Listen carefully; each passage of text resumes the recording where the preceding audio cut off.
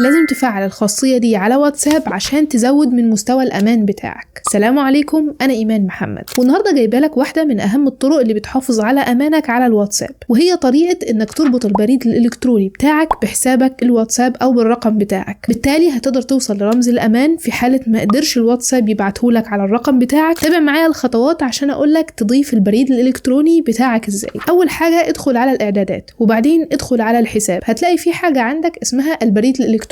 لو دخلت عليها وأضفت البريد الإلكتروني بتاعك هيوصلك رمز تأكيد على البريد الإلكتروني ده، ويفضل طبعا يكون حسابك الجيميل اللي انت عارفه وحافظ الباسورد بتاعه دايما بحيث تقدر توصله دايما في أي وقت. بعد ما يوصلك رمز تأكيد الأمان دخله في الواتساب واعمل تأكيد، وبكده بقى عندك حساب على واتساب مربوط برقم تليفونك وكمان بالبريد الإلكتروني بتاعك. ودي ميزة مهمة جدا لازم تكون مفعلها دايما عشان تحافظ على أمانك. لو عاوز نوعية فيديوهات أكتر من النوعية دي بص على البروفايل بتاعي، هتلاقيني مقدمة لك فيديوهات كتير جدا مفيدة بالنسبة لك.